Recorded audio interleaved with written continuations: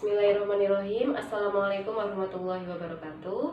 Alhamdulillahirrahmanirrahim. Bertemu lagi dengan Bu Nina di pembelajaran PABP hari ini di kelas 4. Nah, mudah-mudahan teman-teman serta ayah dan bunda selalu diberikan kesehatan ya. Nah, kita tetap menjaga protokol kesehatan di situasi pandemi ini. Nah, alhamdulillah di pertemuan kali ini kelas 4 kita akan memasuki pembelajaran yang kelima, yaitu iman kepada Rasul-Rasul Allah. Nah, di pertemuan sebelumnya kita sudah membahas tentang iman kepada malaikat-malaikat Allah. Nah, sekarang kita akan membahas tentang iman kepada Rasul-Rasul Allah. Nah, teman-teman masih ingat dong rukun iman yang ada 6. Nah, salah satunya ini yang wajib kita percaya dan wajib kita imani. Nah, apa sih iman kepada Rasul-Rasul Allah? Nah, iman kepada Rasul-Rasul Allah artinya kita percaya dan yakin bahwa Allah memiliki nabi dan rasul-rasulnya. Allah mengutus rasul untuk apa? Menyampaikan wahyu kepada umat manusia. Iman kepada Rasul-Rasul Allah Subhanahu wa taala berarti kita yakin dan percaya bahwa Rasul Allah utusan Allah, dan yakin bahwa Rasul Allah itu ada dan diperintahkan untuk menuntun manusia ke jalan yang benar. Nah, bagaimana cara kita mewujudkan iman kepada Rasul-Rasul Allah di sini? Yaitu yang pertama kita menaati ajaran yang dibawa oleh Rasul. Kalau kita Rasulnya adalah Nabi Muhammad SAW, kita taati dan patuhi segala yang diajarkan oleh Rasul kepada kita. Yang kedua apa? Mengambil hikmah dari cerita kehidupan Rasul. Maka dari itu ya, setiap kelas dari 1 sampai kelas 6 kita di pelajaran PABP itu selalu diceritakan, selalu ada pembelajaran tentang kisah para nabi dan rasul. Dari mulai Nabi Adam di kelas 1, Nabi Idris, Nabi Hud sampai kelas 6, nanti kalian tetap akan belajar tentang kisah-kisah para nabi dan rasul itu untuk sebagai pedoman, sebagai teladan, dijadikan teladan oleh kita bagaimana kehidupan Rasul di masa itu. Nah, selanjutnya yang ketiga adalah meneladani keteladanan para rasul. Nah, jadi kita teladani kehidupannya, sifat-sifatnya, karena semua yang rasul-rasul dan nabi ajarkan itu adalah kebaikan dan perintah dari Allah Subhanahu wa taala. Nah, di sini disebutkan nama-nama Rasul Allah atau nama-nama Nabi Allah. Nah, suatu riwayat dikatakan, jadi nama Nabi itu sebenarnya banyak jumlahnya. Ada 124.000 nabi. Tapi yang wajib kita ketahui hanya 25, dari mulai Nabi Adam sampai Nabi Muhammad. Adam, Idris, Nuh, Soleh, Ibrahim, Lut, Ismail, Ishak, Yakub, Yusuf, Ayub, Su'aib, Musa, Harun, Zulkifli, dan seterusnya. Nah, selanjutnya kita lanjutkan. Jadi Wina langsung lanjutkan karena teman-teman sudah hafal nih Pak nama-nama nabi dan rasul ya. Jadi kita lanjutkan ke sifat-sifat Rasul Allah. Sifat-sifat Rasul Allah itu yang pertama adalah shidik. Nah, yang kedua adalah amanah, yang ketiga tabligh, yang keempat falqona.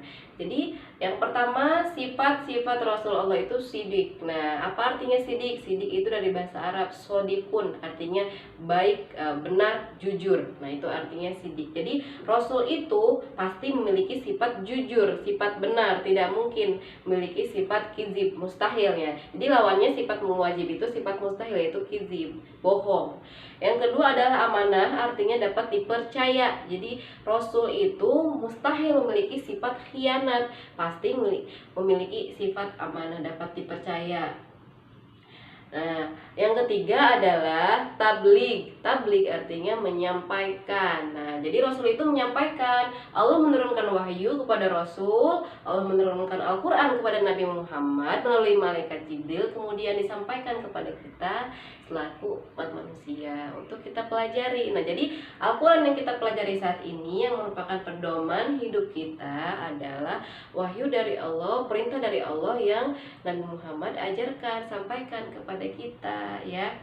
Nah, mustahil memiliki sifat menyembunyikan, sifat kitman ya. Jadi Rasul itu tidak mungkin menyembunyikan apa yang Allah perintahkan Yang keempat yaitu fatonah. Fatonah artinya cerdas. Sifat yang dimiliki oleh Rasul itu sifat cerdas. Mustahil memiliki sifat balada atau bodoh. Jadi ada sifat wajib, ada sifat mustahil. 4 yang wajib, 4 mustahil. Yang wajib itu sidik, amanah, tablik, fatonah. Sedangkan yang mustahil itu kizib, khianat, khidman, dan balada. Itu ya teman-teman. Selanjutnya kita akan belajar tentang Rasul Ulul Azmi. Nah, Rasul Ulul Azmi ini yang kita ketahui ada 5. Disingkat ada mimim. Nah, teman-teman pasti sudah tahu ya, sudah banyak belajar. Yang pertama adalah Nabi Nuh, Nabi Ibrahim, kemudian Nabi Musa, Nabi Isa, dan terakhir Nabi kita, Nabi Muhammad SAW.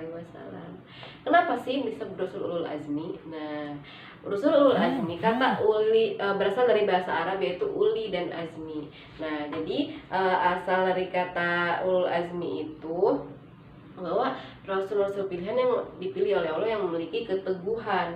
Nah, bukti kelima nabi tersebut digolongkan menjadi Rasulul Azmi adalah ujian berat yang diterima oleh para nabi. Nah, Allah menurunkan azab kepada makhluk-makhluknya, kepada umat-umat kelima rasul ini. Jadi kenapa kelima rasul yang tadi nih, yang nabi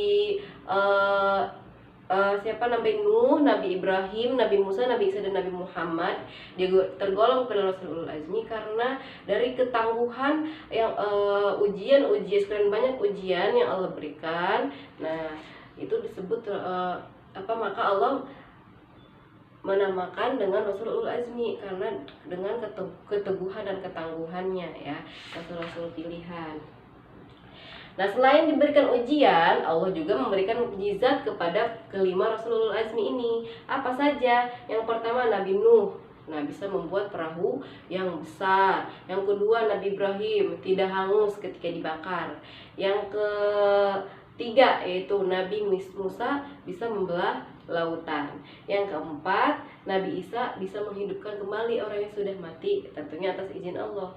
Yang kelima adalah Nabi Muhammad SAW, Nabi kita, Khotamul Anbiyin, yaitu Al-Quran sebagai pedoman hidup kita. Itu mukjizat besar ya, di antara mukjizat yang lainnya.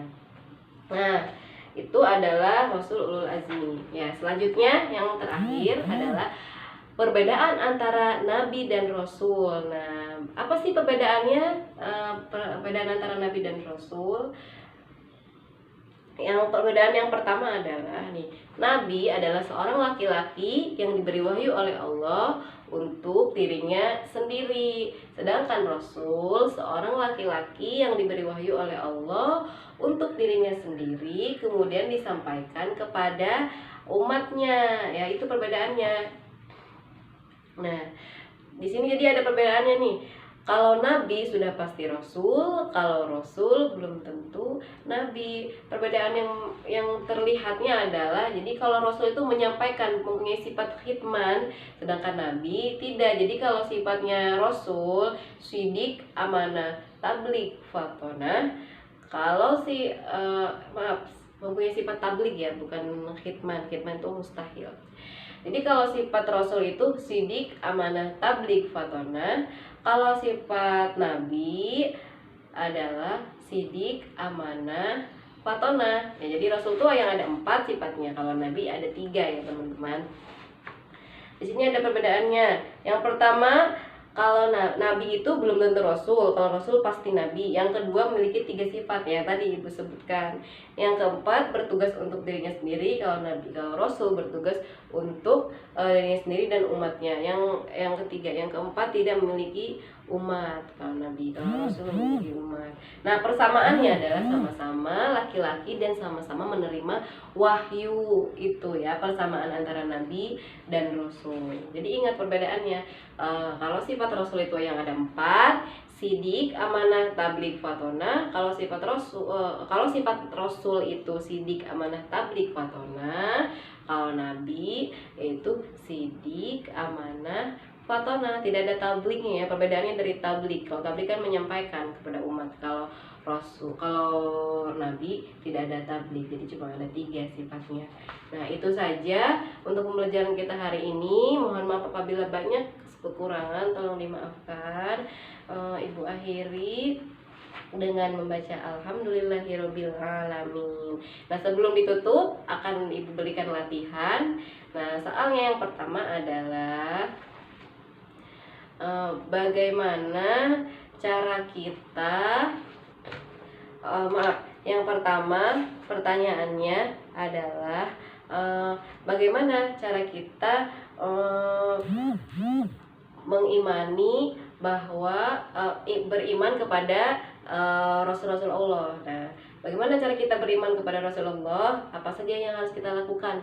Cara kita beriman kepada Rasulullah. Nah, kalau kita percaya ada Rasul, maka kita harus apa? Nah, gitu ya. Yang kedua yaitu sebutkan sifat-sifat yang dimiliki oleh Nabi dan Rasul. Itu aja 2 pertanyaannya. Yang pertama, bagaimana cara kita beriman kepada Nabi dan Rasul. Yang kedua, sebutkan sifat-sifat yang dimiliki oleh Nabi, sifat wajib yang dimiliki oleh Nabi dan Rasul. Terima kasih. Ibu akhiri dengan wassalamualaikum warahmatullahi wabarakatuh.